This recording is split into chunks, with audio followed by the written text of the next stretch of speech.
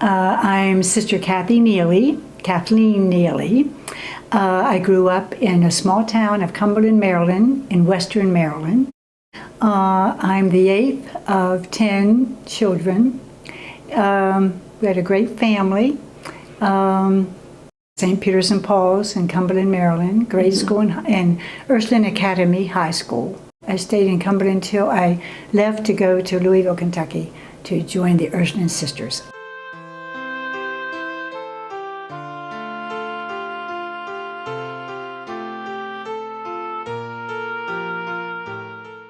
A year of postulancy, and we could take college classes. We did take college classes here on campus, there on campus. Then we had 2 years novitiate, and 3 years, and possibly 5 years, we took vows for 3 years and vows for 2 years. We were under vows for 5 years, and final vows was after 5 years. We were a large class. There were 22 of us. And it was a good class. It is a good class. So most of us were in college classes. Most of us entered after high school. So we were, not all of us, but most of us were around the same age. And it was a good year. Then 2 years of novitiate. And then as a junior, we continued college classes. And I think we might have been the first class to stay home to get our degrees. That was unusual because they wanted us to have our degrees before we went out on mission, it was called.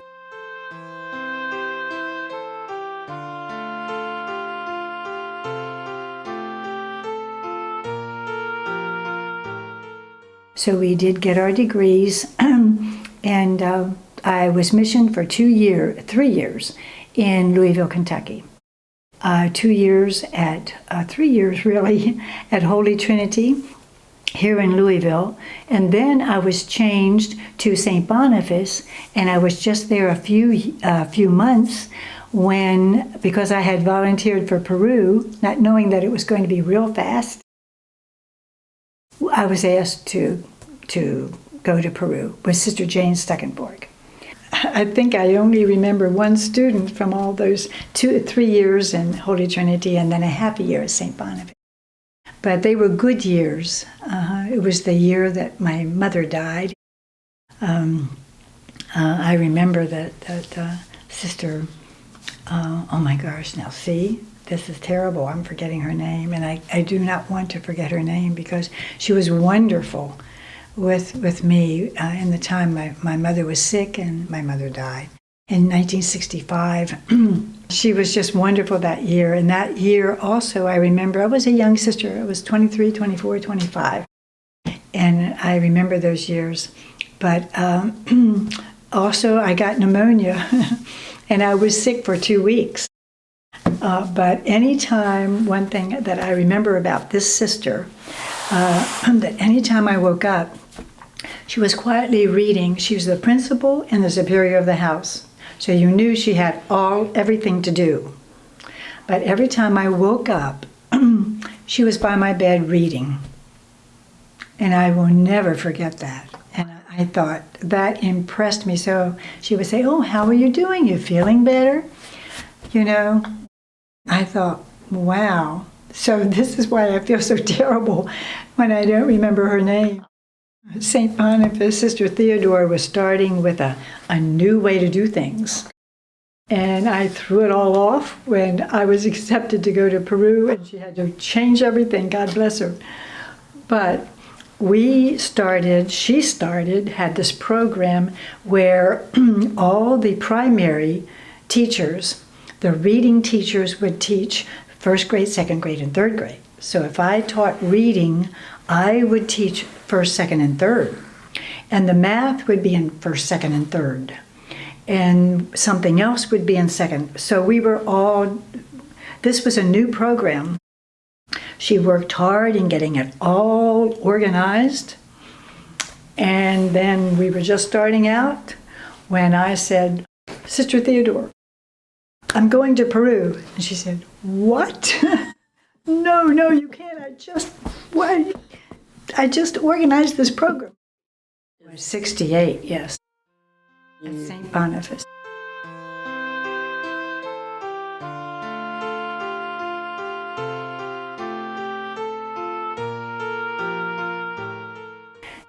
After a few months at St. Boniface, I left for Peru. It was February, March. I think maybe it was March when we got to Lima. And we studied, I think it was 5 months, I'm not exactly sure how many, in Cochabamba, Bolivia. In the language school, the Marino priest and brothers have a language school in Bolivia, Cochabamba, Bolivia. So that really helped us with our language, our Spanish language. In high school, I was fortunate. We had 2 years of Spanish, but high school, there were just maybe 7 of us in the class. And I'm not so sure I learned what I was supposed to. And then college at Ursuline College, I took Spanish, and I loved the Spanish language. And I think that helped too, because I really wanted to learn it.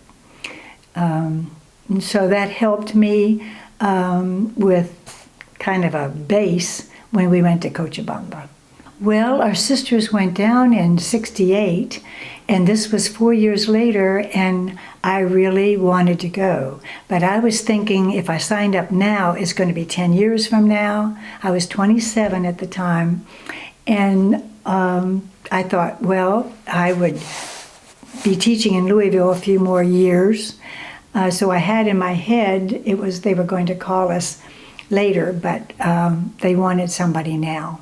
So in the middle of the school year, Jane and I were asked to go to Peru. And so we did. It was all right. Everything worked out. And Sister Aquinas, I think she had been there, but she came home for a visit and we went back together. So Aquinas and Sister Rachel Fleckenstein, so from Cumberland, Maryland. She was when I worked, we taught in the Navy school. 4 of us worked in the Navy school as teachers, 2 in high school, 2 in grade school, and 3 worked in the poor area, Barriada it was called, of Carmen de la Legua. It was Lee, Martha, and Maria. We called her Mary Margaret Small. She was a nurse, and she had a small consultorio. It was called a little clinic in the barrio, and she did a super job. So there were 7 of us at one time, and it was a good group. We all ate together at night. They came in from the barrio, and we came in from teaching in the Navy school. Well, we lived together, first of all, in the Navy school. Then they got a house in 1969. They bought a house from a family who was leaving Carmen de la Legua. The secretary knew a family who was leaving and told Lee, and so Lee knew that this house was for sale. It was just 2 blocks up from the school. It was perfect. So in 1969, our community bought the house. And so we moved, we lived in the Navy school, and we lived there, and the other sisters lived in Carmen de la Legua. So there were 2 houses where we were. But we got together for meetings, and when I arrived on the Ursuline campus as a postulant, there was a small speech and hearing clinic, and I'm not sure when it started. I'm sure the sisters who worked there could say that. But I was attracted to that because it was for special needs people. And so I asked, because we were working to be teachers, and I asked if I could also get another certification as a speech and hearing therapist. And so it was okay, I could do that. So I had other classes, and we did practicum in the speech and hearing clinic, and we had special ed courses. So I got dual certification. I got a certification as a teacher, an elementary school teacher from K to 12 grades, and then as a speech language therapist on the bachelor level. So that's when I went to Peru. And then I realized while I was there, I wanted my master's. And so in 74, I believe, I came home for a few more years and I got my master's. And I worked in that, helped in that speech and hearing clinic for a few years. And then I went back in 1980 to Peru when I was 40 years old. So I'm fortunate because I was hoping to go back and I could. When I was working in the barrio, living and working in the barrio, there were a lot of children who didn't have education, special education children, special needs families.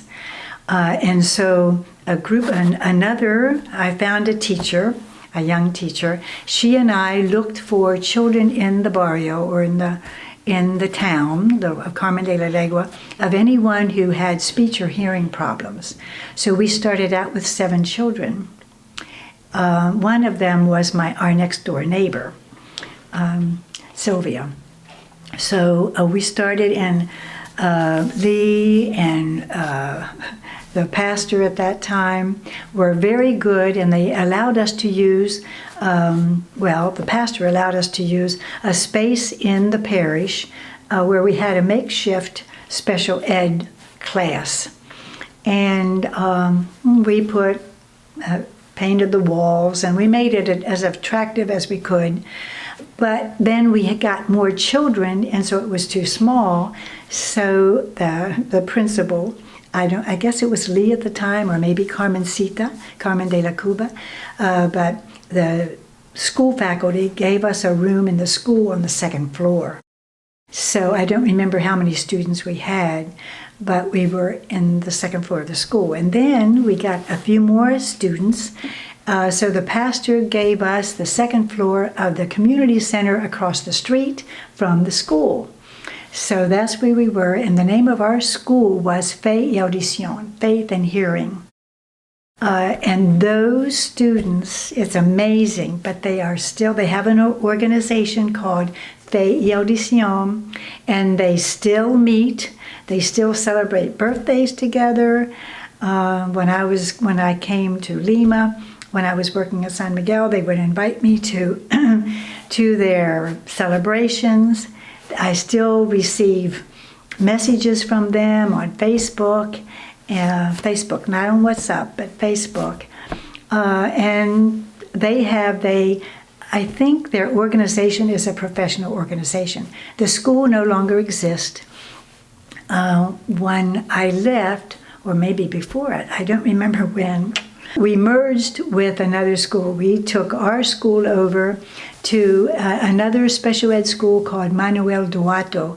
Manuel Duato was a priest who did so much for special education in Lima. And so it wasn't far from us, but the children had to get on the bus to go from Carmen de la Legua over to Manuel Duato, which was a challenge to get on. These were deaf children and hard of hearing children. But we got on the bus, on the public transportation, for several years, and they continued there. And then I left Peru for a while. Maybe it was those 6 years that I was home. I don't remember. But when I went back, then I got involved in other things. But the students still stayed in Manuel Duato. But Fe y Audición School ceased to exist because it merged with Manuel Duato. But the students still stay friends with each other. They're grandparents now. They send pictures of their grandchildren.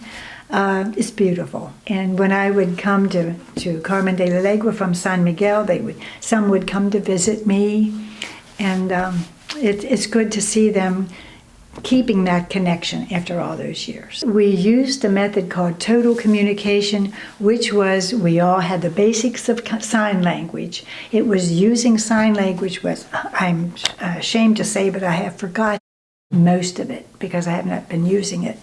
But we had classes in sign language, and total communication meant speaking and signing at the same time. So that's what we did. So if we were saying something, we would speak it and sign at the same time so the children could understand, which it was as good as we could do. I'm sure we made mistakes. And their parents, if they were hearers, hearing, they knew what we were saying too. So it was called total communication. So it was this hearing and speaking together. We had a book, and what we learned was English Sign Language, but we found it very similar to Spanish. We did check that out, only some words were different. So the words that were different, we tried to use as well as we could. So yes, but I found the sign language was universal, you know.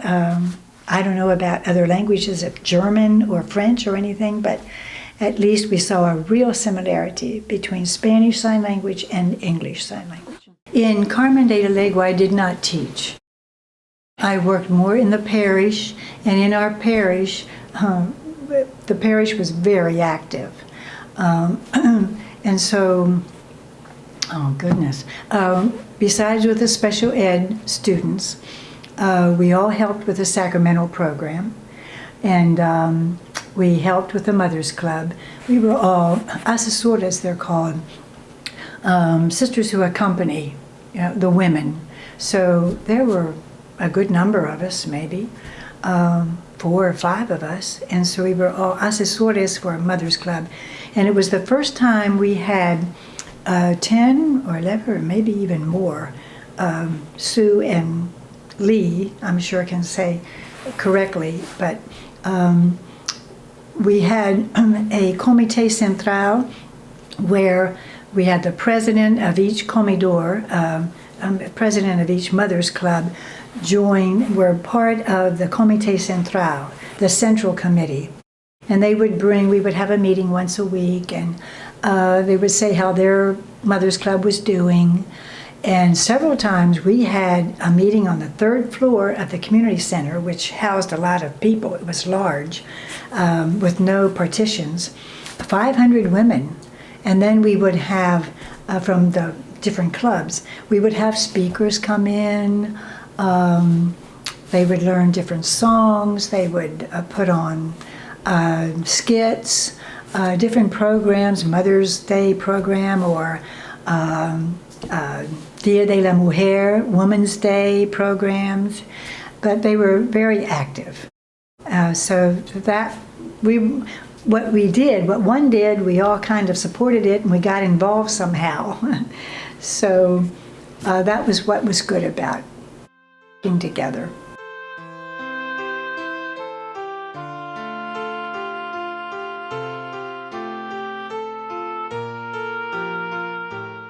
The Mothers Clubs were very, very good because we had 12 years, and maybe more, but basically 12 years of terrorism. And we had very difficult times in all of Peru.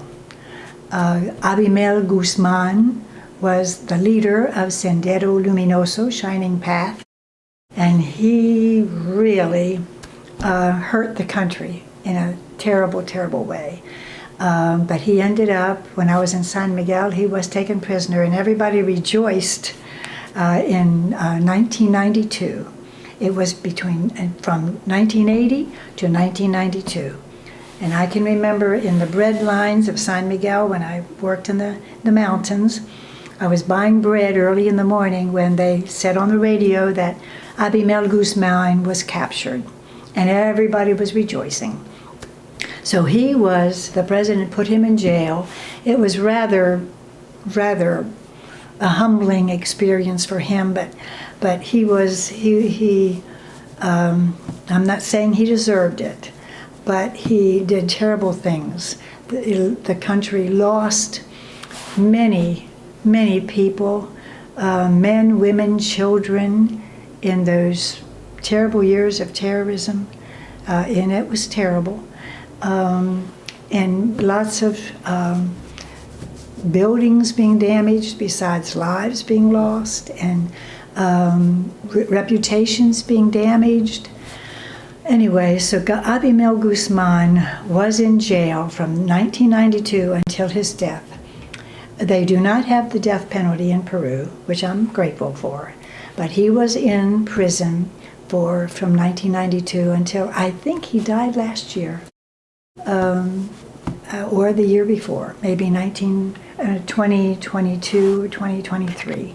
So, and someone else could correct me on that date, but he got very sick. But he was alone. He was a political prisoner for many years. At least he wasn't taken with the death penalty, but he did so much damage to Peru. It was really like kind of the Marxist regime or the Pol Pot regime in Cambodia. One time I was reading a Reader's Digest, and there was an article about the Pol Pot regime in Cambodia and how terrible it was. And I thought, oh my goodness, that's what's going on in Peru right now. The same philosophy and everything, but I didn't put the two and two together. But they were terrible times, and lots of priests were killed, sisters were killed, people, catechists were killed. They were difficult times. We were very true to our prayer life. Every day we prayed together, and privately and in community, and we prayed with the people. And the people have real faith. In Carmen de la Legua and the coast and in the mountains where we worked, we all of us say, the people taught us. I learned from the people, and I still learn from the people here. I'm not saying all the faith is in Peru. I'm saying that the people, the church, the people of God, we are the church. They know how to pray, and the community, and that's why I just can't pray for one person. I pray globally all the time. I just think globally. I think of our world and our global family. But you just do your best every day, and just like I do here, in the little ways or big ways. And if it's your time, it's your time. Just be ready. And I guess that's how we all continued, and we survived. But we did lose friends. We did lose people, good people, simple people, who had so much more to give to the communities, and so many talents and such goodness, but I guess it was their time. Just like this Holy Week, the holiest week of the year. Holy Week, oh my goodness, means so much more to me now, and Jesus, being like a political prisoner, dying at the hands of the state, execution, it just has a whole meaning to me. And the more I read, the Gospels and the Scripture, I see more. And I see how Jesus, just recently I'm really realizing Jesus was saying, I'm the Messiah. And I never saw it before, I'm sorry to say. But he said, I'm the Messiah in his way to apostles, to the disciples, to the people. He told them in different ways. But it must have gone over their head. It went over my head. But I see it now in the Gospels where he said it right there. He said it again there. And I used to think, why did he suffer this terrible, terrible suffering that I don't think anybody else was, they did that to, but they did it to Jesus. I guess he was the Savior. He is the Savior of the world, the Savior of all of us. And he was human enough to say, no, take it away. I don't want this. But if it's your will, I accept it. And I think that's what Martin Luther King came to say. That's what Oscar Romero came to say to God, that I don't want this. But if I have to do it, if it happens, okay. It's out of my hands. And they were both nonviolent people. And Jesus was, I think, nonviolence personified, If I want to learn nonviolence, I just learn it from Jesus. He said the truth, and he said it to different people as well as he could, but if we don't know how to follow, well, then that's our problem. So that's my problem. I remember a good friend of ours, a Colombian sister in 1983, December 14th, I remember very well. Joan Sawyer was her name. She was a member of the prison ministry. She went to the prison, Luis Gancho prison in Lima, and would help with the prisoners there. Luis Gancho prison was a terrible prison. They had too many prisoners in one prison. And so they didn't have enough to eat. They didn't have what they needed. And so the prison, God bless them, I couldn't do prison ministry, but she was part of the prison ministry. Colombian sister, originally from Ireland, Belfast, Ireland, little, beautiful person, unassuming person. Joan, unassuming. But she, in December 14th, 1983, she wasn't supposed to go to the prison, Luis Gancho prison that day. But we found out this later. But one of the mothers came and knocked on the door to the Colombian sister's house and said, I have a note for my son. I really need to get this message to him. And I guess they could do that. I mean, she was trusted enough, and she said, I wasn't going in today. She says, please take this note to my son, So she had this note, and she said, if I can't promise you, but if I can. So I guess she was telling the rest of the prison ministry team. But anyway, so she did. She went in to the prison that day. Well, that was the day that some of the prisoners decided they needed to be free, and I don't blame them but they took an ambulance came in, and they took hostages in this ambulance. I don't know how they did it. But, and Joan was one of the hostages.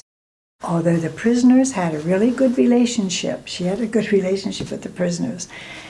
But the ones who survived told us this. Other sisters from other communities, Anna was one.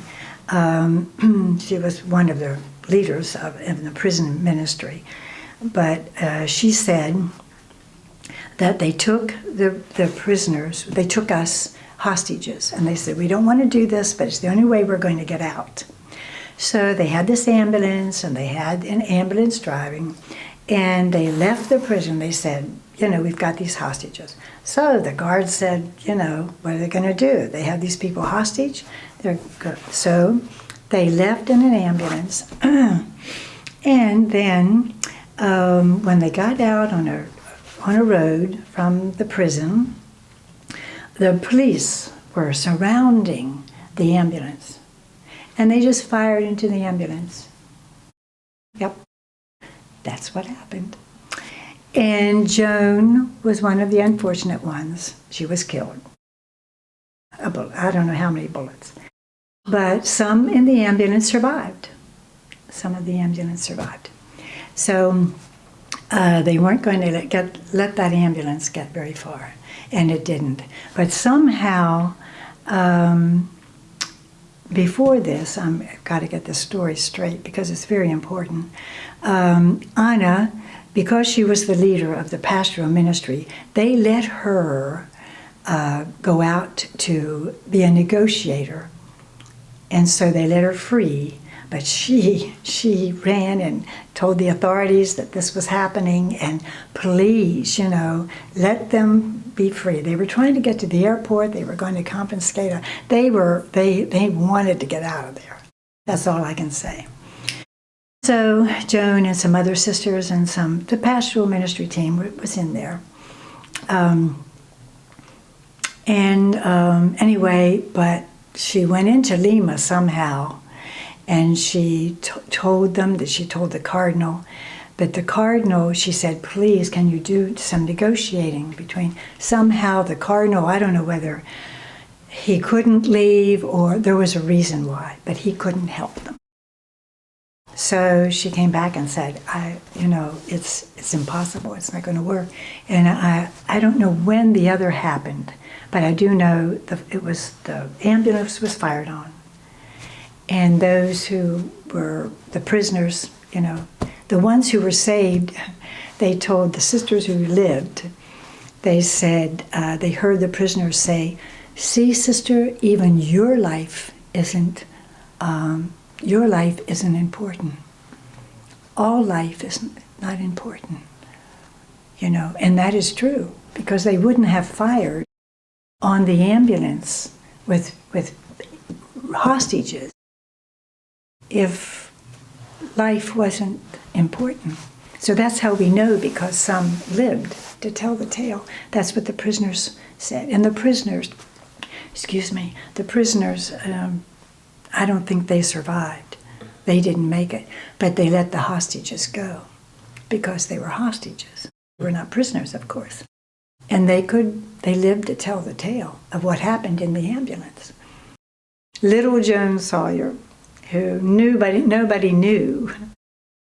And the people, when we went to her funeral, and the people in Lima, they had to stop traffic when they had her funeral.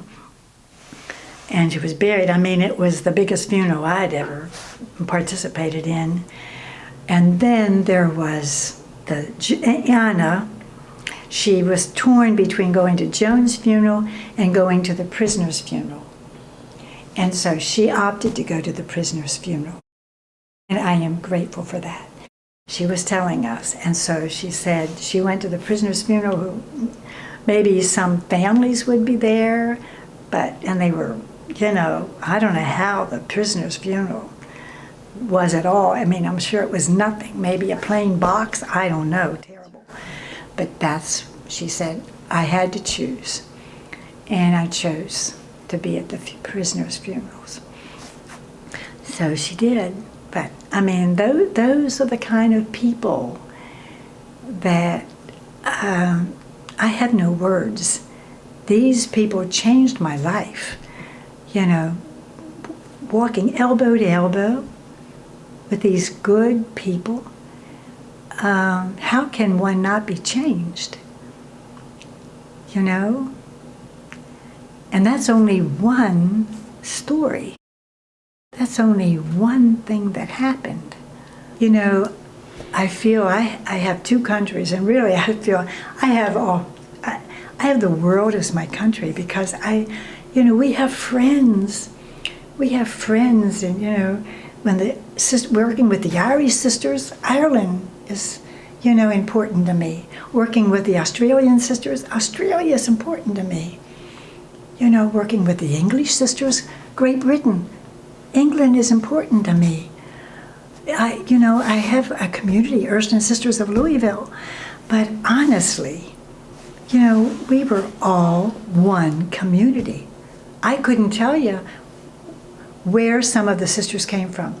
If somebody said, and what is your community? Oh, gosh, I've forgotten. I don't know.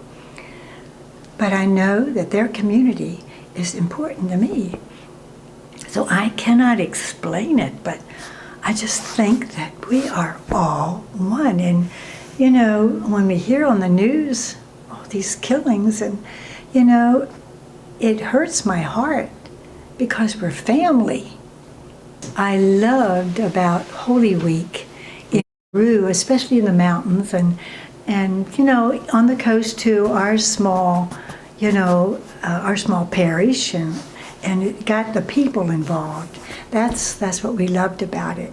But in the smaller towns in San Miguel, and we went out to different towns, and for Christmas, for Holy Week, and also to accompany them during the year in their fiesta or at different times for different occasions. But it was very important for us to go out of San Miguel to the other small pueblos, to the other small, town. But yes, I would tell you about the time I was assigned to go to, well, we all agreed to go different places, and I went with a group to, I guess it was Hangala, which was not small. It was an hour's walk from San Miguel. That's all it is, Hangala. You can see it from the town of San Miguel. But they have a lovely little church on a hill with lots of steps going up to this little church. But working in Hangala, we decided to have the stations, and so I prepared. I thought, I don't have too much time. I've got to have this prepared when I go there. And so I had the stations written out, you know, a paper on the first station, Jesus is condemned to death, you know. And so when we got there, we organized it, and all the people came because they knew ahead of time. You put on the door that, you know, we'll have stations of the cross, and whoever can help, you know, come at this time. And they passed the word, you know. So when I got there early, time to get it all prepared, so we had children and older folk and mothers and dads and whoever could be there at that time, at 3 o'clock in the afternoon, I guess. I don't remember, maybe it was 12 o'clock. But so we had the stations, and so I said, okay, this is the name of the first station, and this will be the first station in this field, you know, in this field. And this will be the second station, and so we had 14 stations, you know, around, and the resurrection was going to be in the church, the 15th station. We were going to finish in the church. As soon as we started, and maybe we were on the third station, it began to pour down rain, absolutely. And so we said, let's finish, you know, the stations in the chapel. So we gathered what we could, and we kind of walked as fast as we could up the stairs. We got into the chapel, and this little boy came running over to me with a big ball of papers, you know, he had gathered up all the wet stations in a big white ball. And he said, Hermana, I've saved the stations for you. I said, oh, thank you so much. That's wonderful.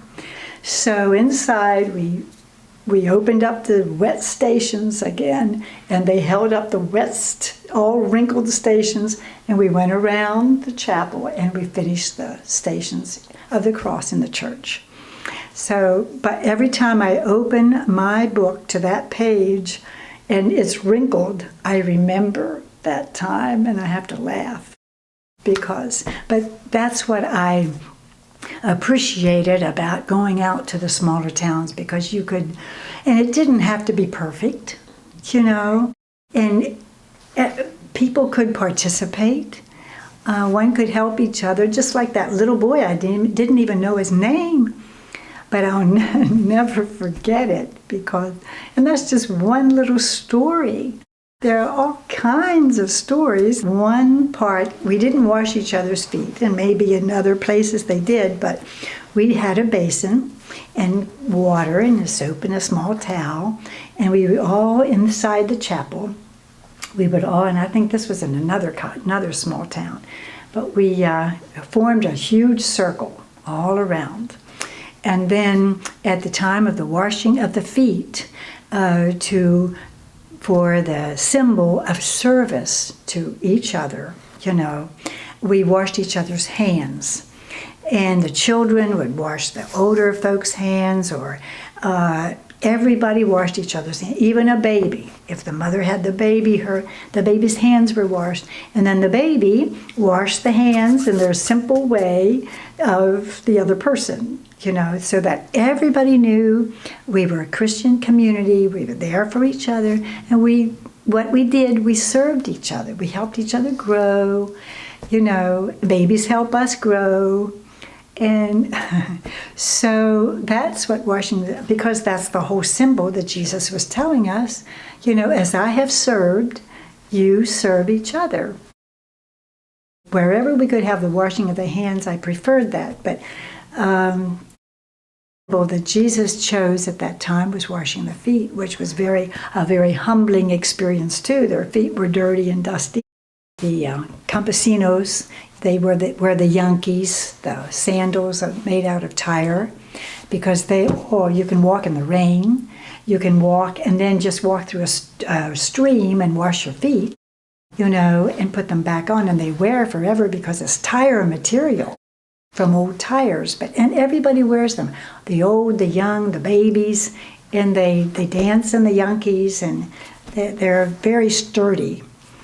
But one time we were visiting, I think, with Lee. We had a friend visiting us from the States. And we went up to one of the rural catechists' home. And she says, do you mind if I take pictures? And he says, no, that's fine. You can take pictures of the family and of the children, of the fire. And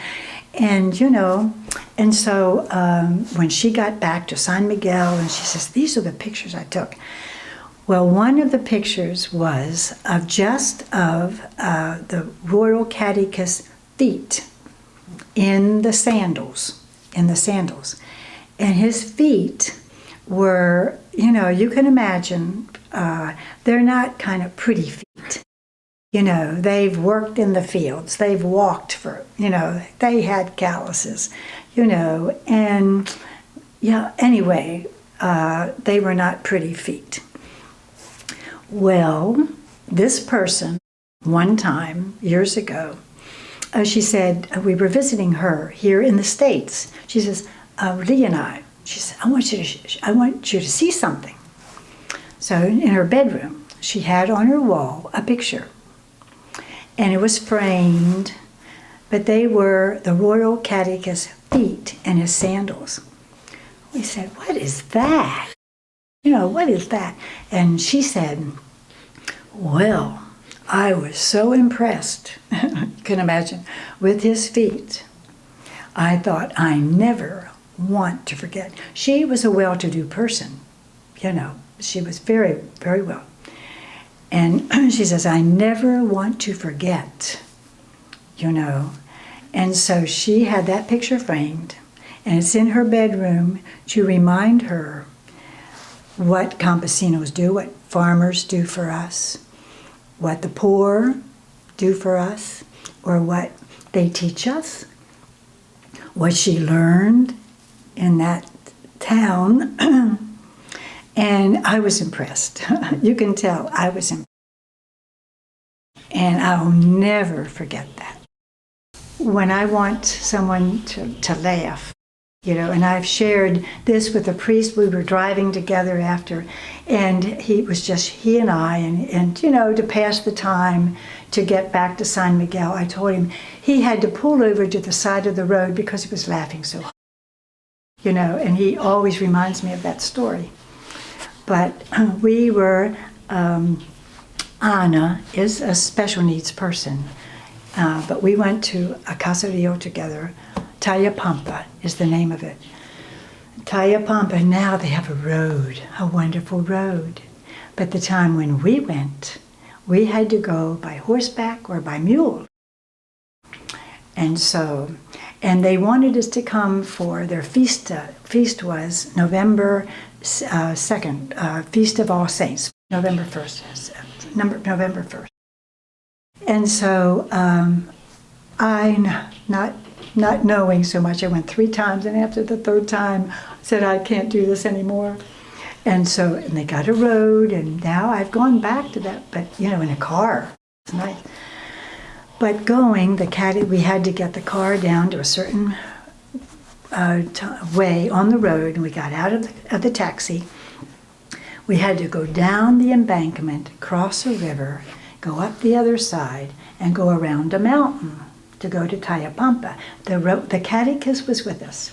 He had a mule or a donkey or a burro and a little horse.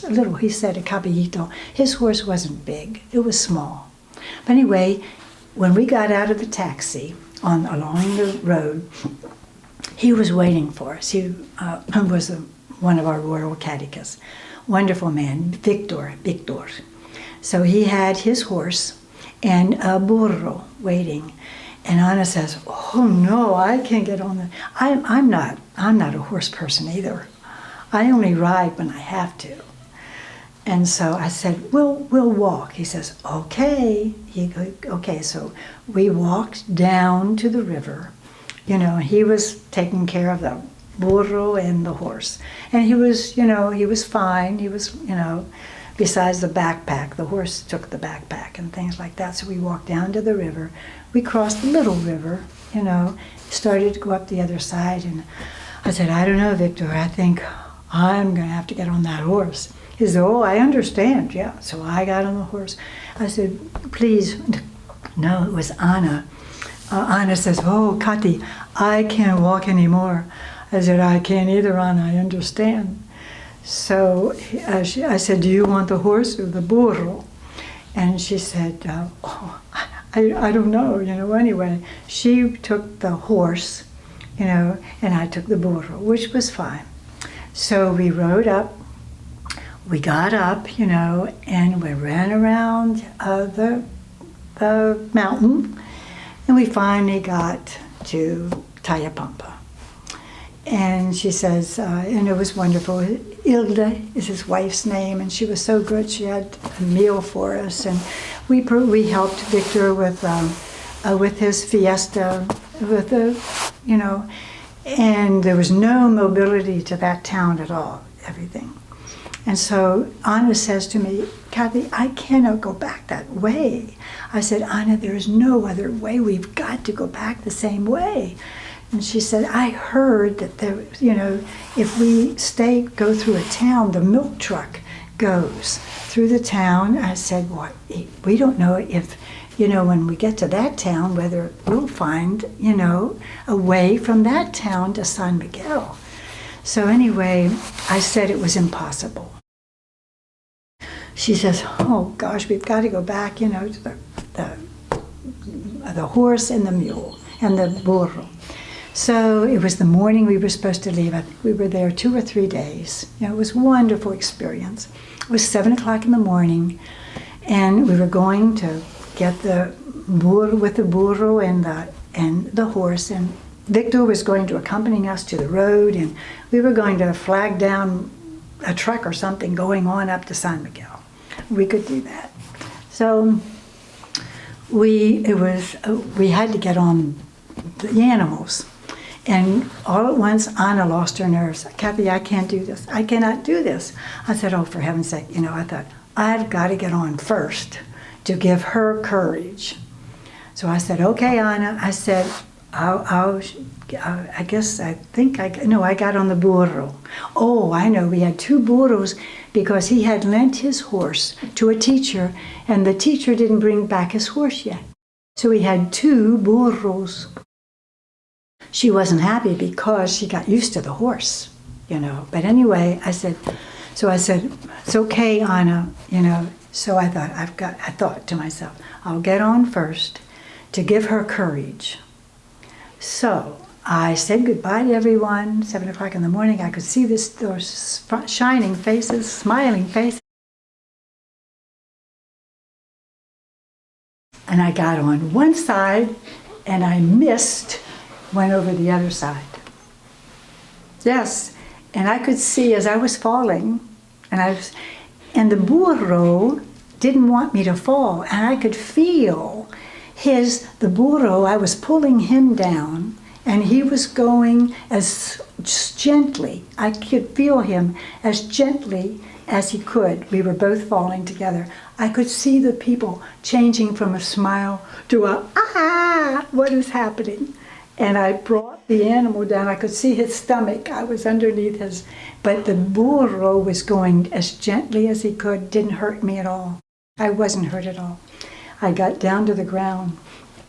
Well, Anna said, no way am I getting on. Well, that didn't help at all because they were so concerned. And I said, there's nothing wrong with me. I said, the burro, he was fine, anyway. So, but that was the story that I told Kayo as we were coming home. And that's when he said, Kathy, I have to pull over to the side of the road because I am laughing. She was so frightened, but then finally she got on her burro, and we had to because we couldn't walk that distance.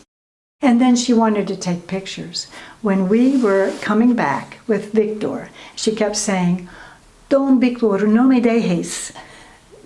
Don Victor is a respectful way to speak to someone, Don or Doña. Don Victor, no me dejes. Don Victor, don't leave me. Well, he had to hold the burro the whole time. He couldn't leave her side. And so he says, I won't. You are safe. And I know, burro, you were safe with the burro because I felt very safe with this burro. So then she wanted to take she please, and she has the picture to this day. I remember seeing it. She says, could you take a picture? I can be alone on the burro 1 second while you take this picture. And I said, hurry up, Anna, because we've got to get home.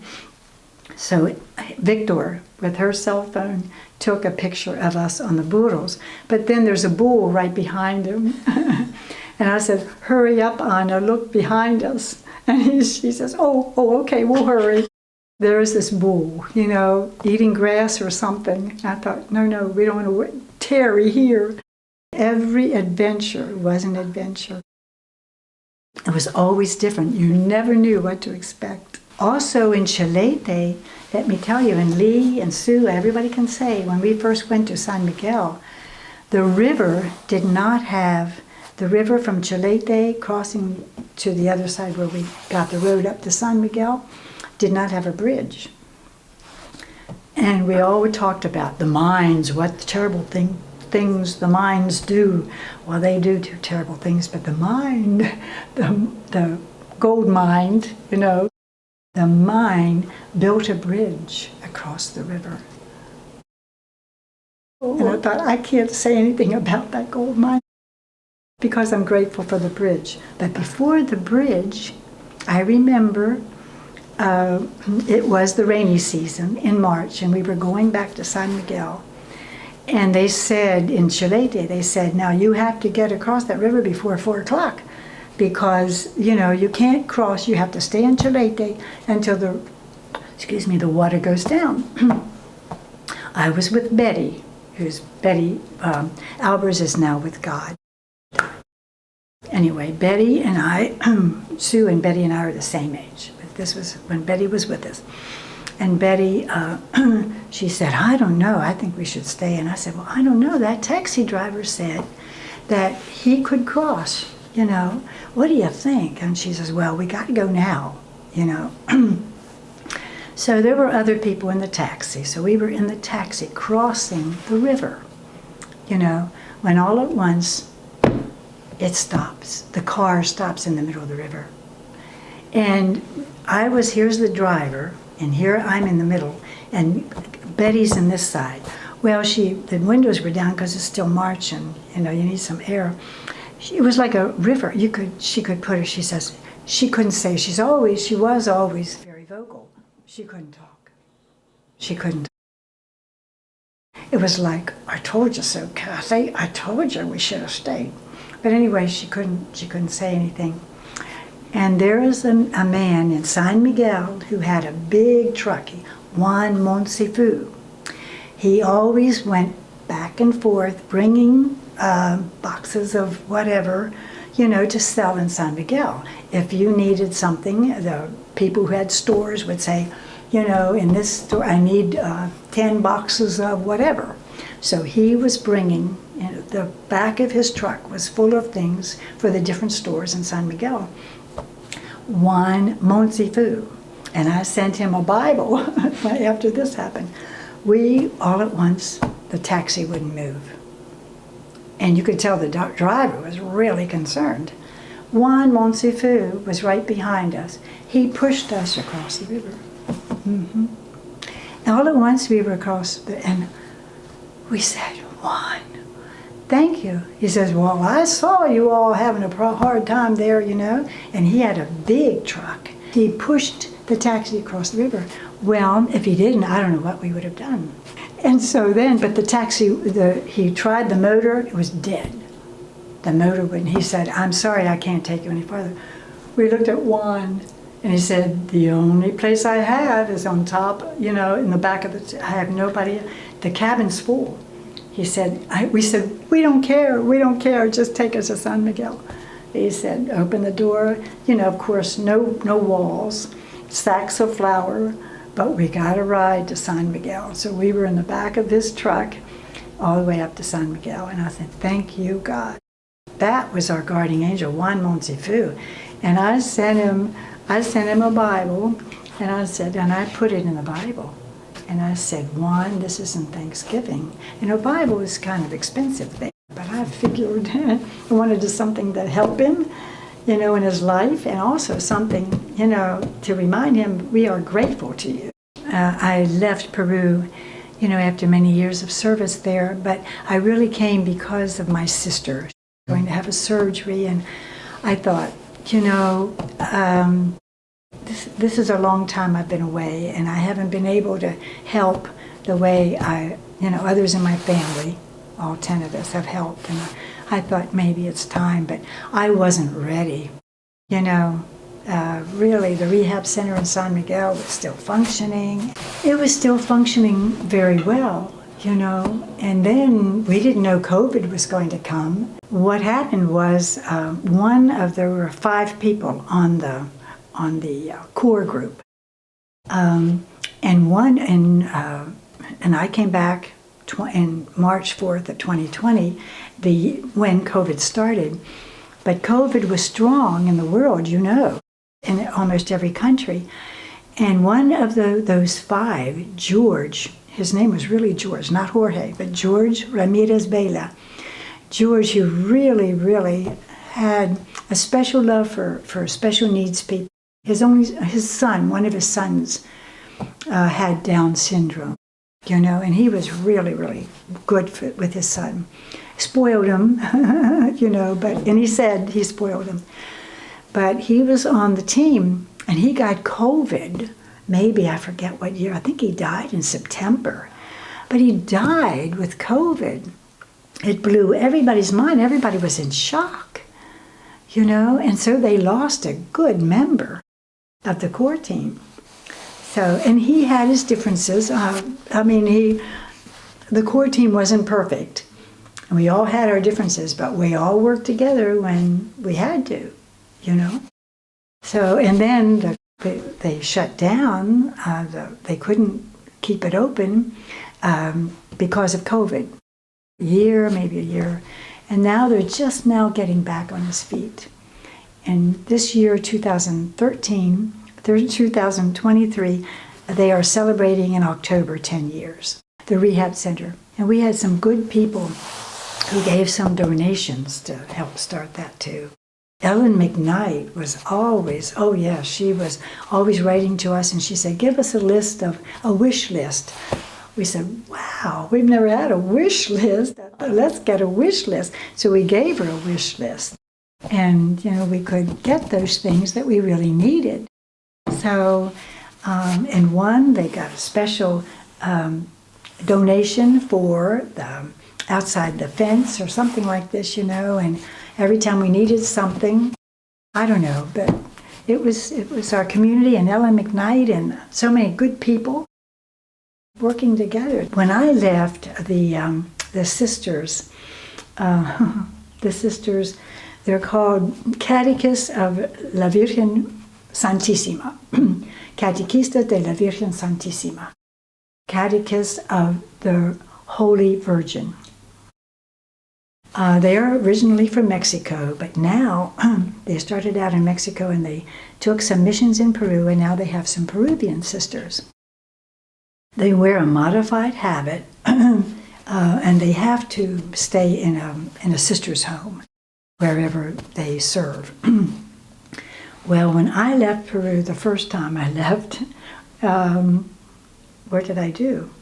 I left anyway. Oh, we left that mission. Oh, yes, 2007. We left San Miguel. We left the mission. We left our house there that the bishop built, really. But we helped a lot. Our community helped a lot with that house. But we got it through the chancery office, from Cajamarca, the bishop of the priest that we worked with. He put our cover letter into our, and Germany helped us too. Advenia, it's called in Germany. And our bishop wrote a cover letter for our house, and we asked, I think, and Betty was the instigator of the house, Betty and Lee and I, but Betty was the one who really did a lot, and Lee too. But we asked the bishop for a cover letter, and he said yes. We asked him in March, and in April, Germany, they really wanted us there, I guess. I know, but the Advenia, a German organization who helps priests and sisters, missions, they said yes to our house in April, a month later. And we told the priest, and they said, we ask for tires for our car, we wait months. We ask for this, and what do you do? And they were teasing us. And Lee was a wonderful help with that. She's good at things in the house. But anyway, so Lee and got a group of workers, and they renovated. Oh, we bought this house, and it used to be a small hotel. It did have some rooms, but when it had been abandoned for 5 years, and it was the former mayor of San Miguel, his house. But he moved to Cajamarca, and he just, didn't go back to Cajamarca, his health. And just didn't get back there, and grass was growing, and, inside there was a small inner garden. It was very nice, but anyway, when we finally got the house together, it was really beautiful. But we took pictures of the beginning of it. Anyway, with the funds from Germany and funds a little bit from here, we got furniture. The funds from Germany paid for the workers, paid for the house and the renovation. I remember to this day, Germany gave us $25,000. And then $17,000, the house cost, $17,000. And the rest we could use for renovation. And then the house was renovated, and Lee kept a certain track of that money perfectly. She had books and everything. She really did a super job. But then we didn't have enough for the furniture. We said, oh, it's an empty house. What are we going to do? Oh, my goodness. We thought, oh, wow, we did the wrong thing. But we thought, we'll just mention it to our families.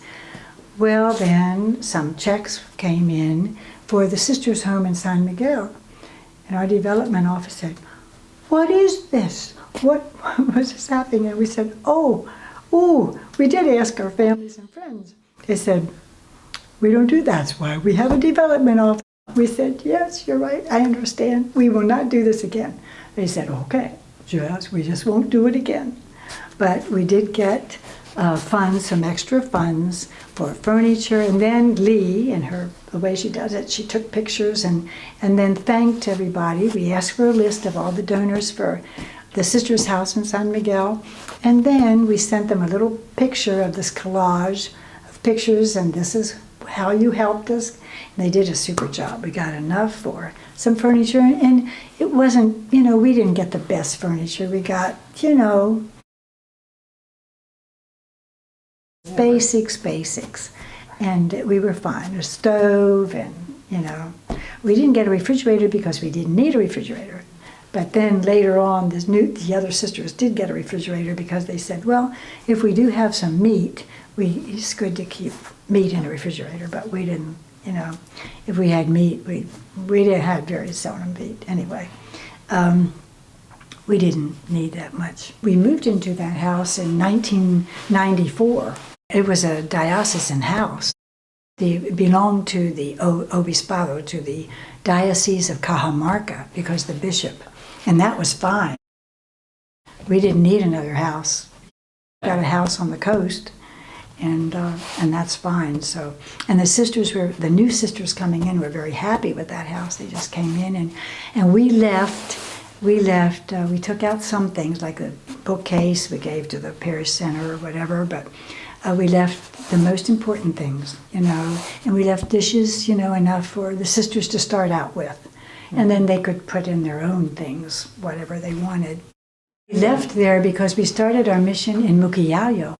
That's why I left San Miguel. I was there 3 years, and then someone called me from San Miguel and said, oh, the rehab center isn't doing too well.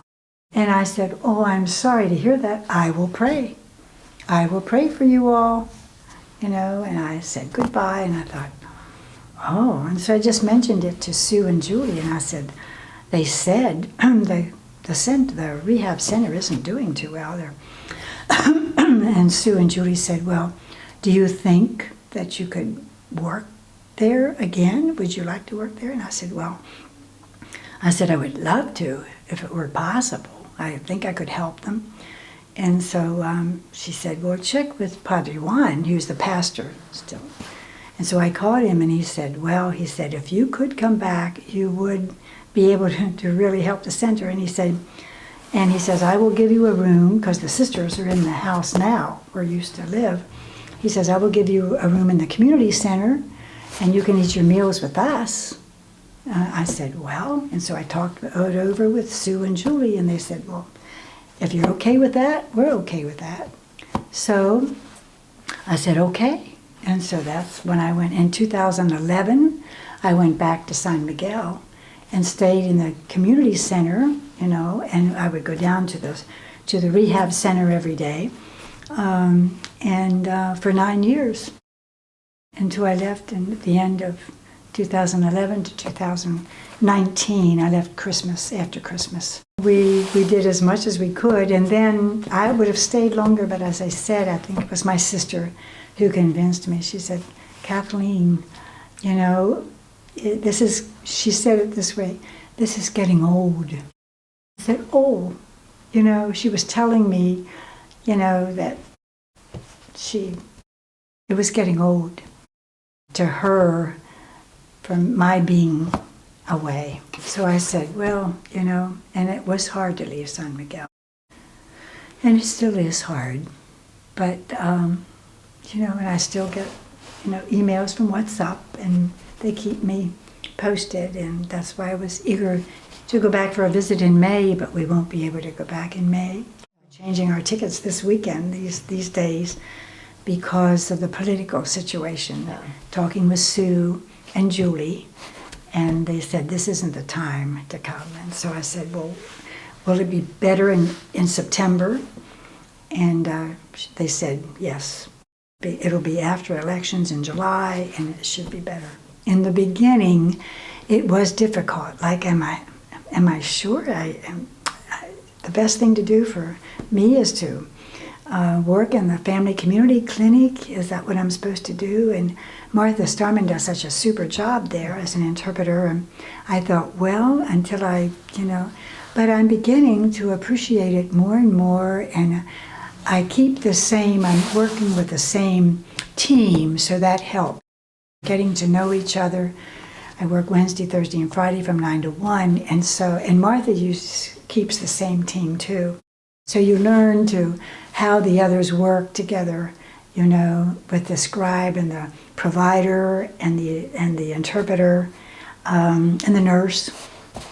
So, and they're all a volunteer. The pastoral part is just interpreting, but once in a while, I'm afraid to really talk too much with the people because I am not a medical person, you know, and I tell them that, right, but they're very grateful that I can interpret it, and I always say, do you need an interpreter? Because if you speak Spanish, you do not need my help. They said, oh no, please do. Or, oh, I've been here in the States for quite a year. I don't need an interpreter. So then I have that free time. I'm off and I'll do something in the volunteer room or something. But usually they need somebody. And they will say, or somebody might say, well, I speak English, but I could use you as a backup. I said, okay, then if you want me in there, then I will be in there. And sometimes I don't know all the terms, but that's one thing I appreciate because the teamwork, like the scribe, he'll say, well, what is that word in Spanish? And he can find it on the computer, or he can find it on his cell phone, or the doctor sometimes looks it up and he said, this is it. I said, oh yes, you know, I remember that. So they know I'm not a medical person, but I appreciate, you know, we help each other. Why it's not the beginning. I thought, can I do this? It was, you know, very intimidating, very scary. And I thought, I'll give it, you know, a couple of weeks, and if I feel I'm detrimental in that area, no, I will say that I'm not helping here. But so far, and they seem to be very grateful. So I was going to bow out of the kids' cafe just one day a week. Many times I was going to bow out, but then I'm beginning to see, because I work with one sixth grader who came from Mexico a couple of months ago. Her English is not good, but she doesn't like to speak English. And so she doesn't like to work in English. So I have to let her know how important that is right now to adjust. And it's just one-to-one. It's not with a group. So that's better. In the beginning, it was a little hard. And then I help out at the mobile food pantry the second Tuesday of every month. You know, the line of cars that come in, we serve sometimes 175 families. And these families still need help. So Dare to Care, and again, such a Ruth Ann Hounds does that. She does a super job in organizing. She has great volunteers. And just on the second Tuesday of every month at John Paul II parking lot. And these families are on the list, and they come, and they're all grateful. Many are Hispanics, and many are not. When I first came, I stayed with Lee in her apartment at Masonic Home. And what I noticed Lee does, she kind of helped to form community among the people. She had a list of the birthdays, and we celebrated each person's birthday. And there were 10 apartments, or 9 or 10. And the same way here, there are 9 or 10 apartments here. And so I thought, little by little, I begin to get a list of everyone's birthdays. And I'm finding out there's still one that I can't catch her enough to get her birthday. But then I try to get a birthday card, and I'll pass it around and hang it on the door and say, remember, so-and-so's birthday is this day if you want to sign the card. And usually, you know, I haven't found anyone who didn't want to sign. Thank you very much, this is great. And the one upstairs, she was so grateful.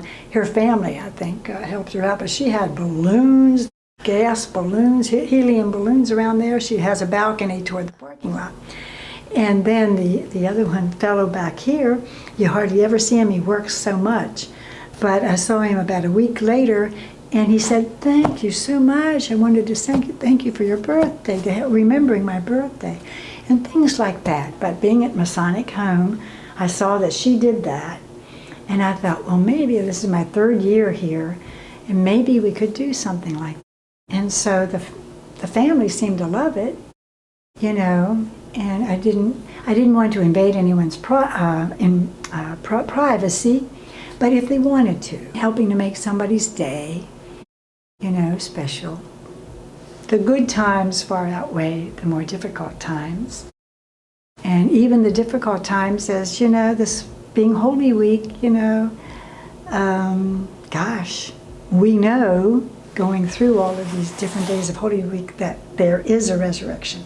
We know that, but going through the days is still very difficult, and you think, just like, oh my goodness, just last month, one of our associates in San Miguel, she and her husband have 5 children, 3 boys and 2 girls.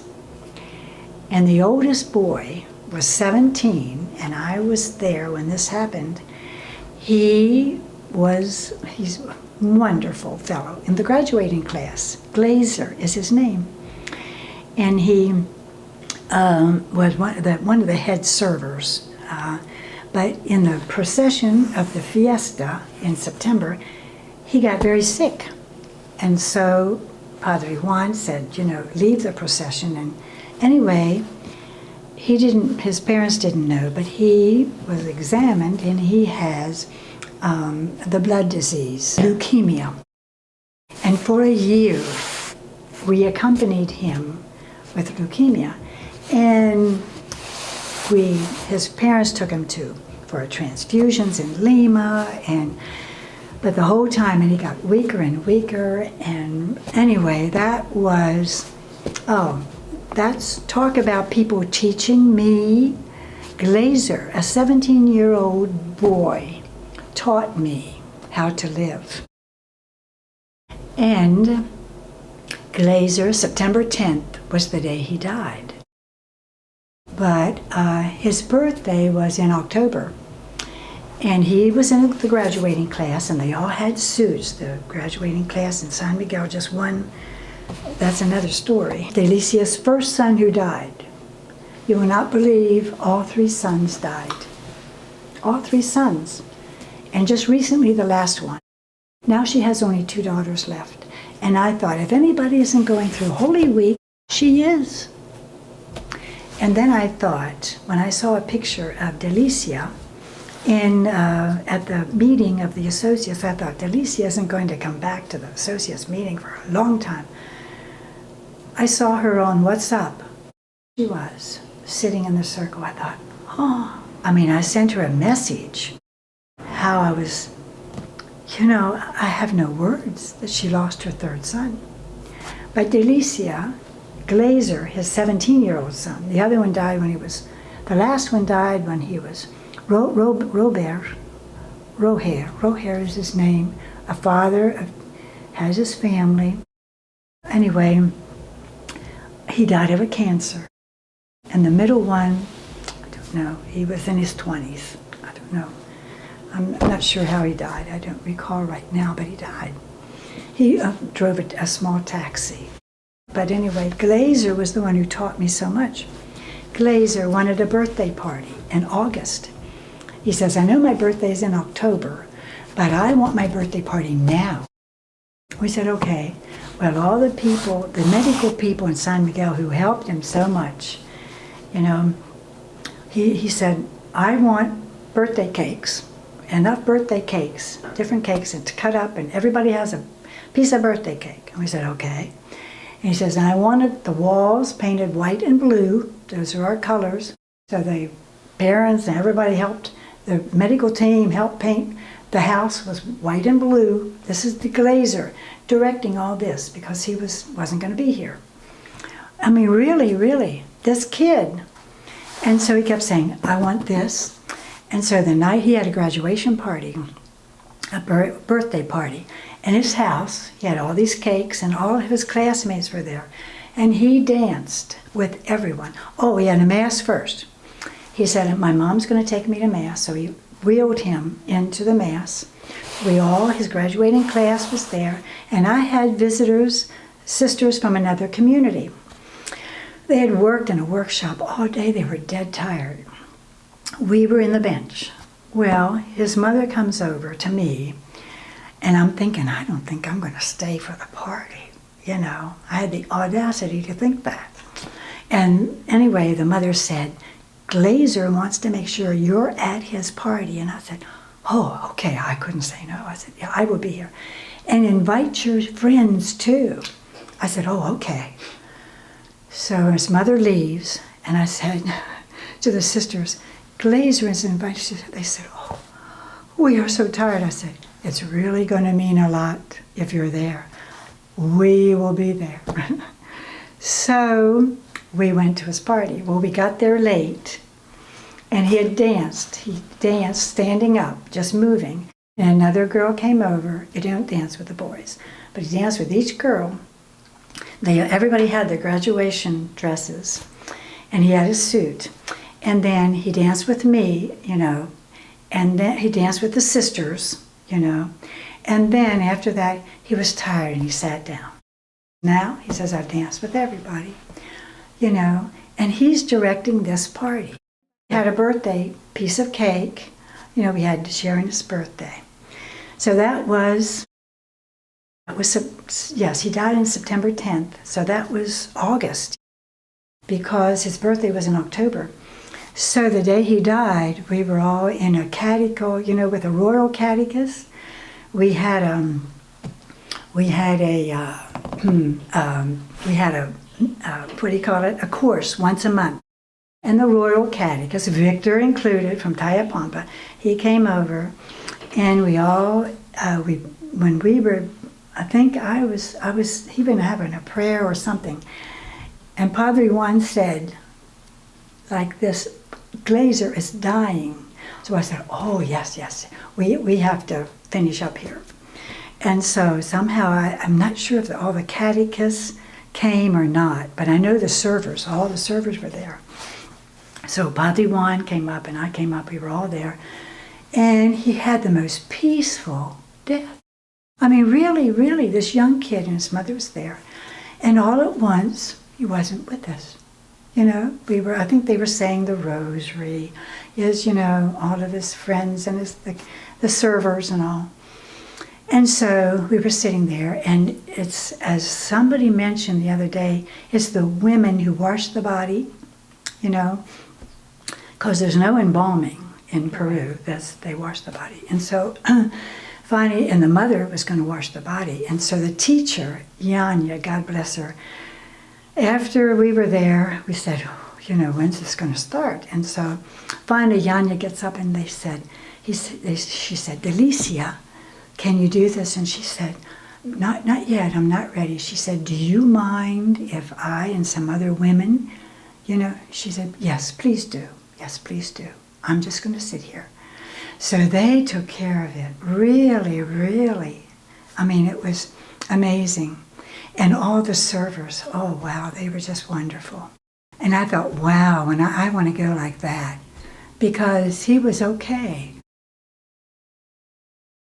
He's 17 years old, he's a kid. And his good friend, his cassock server, you know, I think it was black and white or something, his cassock, they had the service. He was an older boy. And his mother said, I didn't have time to wash his cassock, because he said he wanted to be buried in his cassock, you know. And she said, and his friend said, he can have mine. It's clean.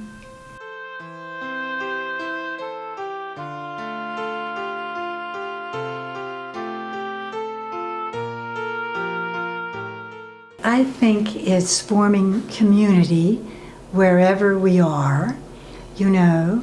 And this is the first time, you know, I've been able to live with different families, you know. In our mother house, you know, we were mostly all sisters. But these are, you know, all kinds of, you know, families. And so, you know, form community where we are, choose life wherever we are, you know, work on gospel values wherever we are. So I think that's the charism, you know, I know there is one lady here in our building, I think she wants more attention, but I'm afraid, I don't have that much time. But, and so one time she said when we could invite people to the Taizé prayer, I thought, oh, I'm going to invite her. So I have a note on my door to remind me the next time I see her to invite her, and then she can go with us. And, I think one thing I have learned, and I will gladly say this, I think it is more difficult for someone outside of our culture to come in to our culture than it is maybe for us to adapt to their culture. For example, we don't have this warm culture. We don't greet with a kiss. They do in Europe, but our country, very kind of cold. Our culture is, we're not a welcoming culture. We have to work on it, and some people are. But as a global culture, maybe, as a country, we have to work on that. But the Latin American culture is a warm culture, accepting. And so I think someone who goes through this terrible, I just read an article, a newspaper article about this family coming from either Honduras or El Salvador or someplace like that. They came through, they even had to walk through the jungles. And they finally got here.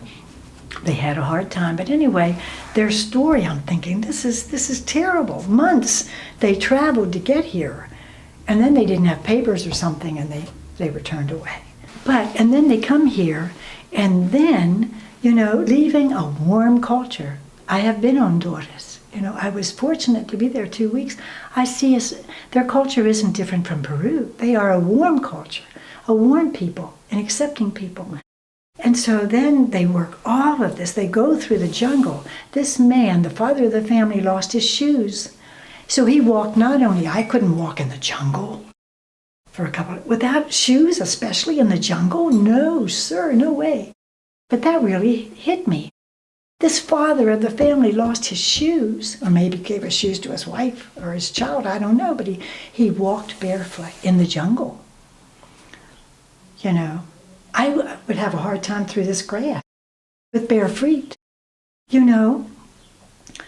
And so I read that the other day, and I thought, oh my goodness. And so I shared that article with different sisters. I said, especially read this article with this family. And then they work so hard to be accepted, and people say, take away our jobs. No one's taking away your job.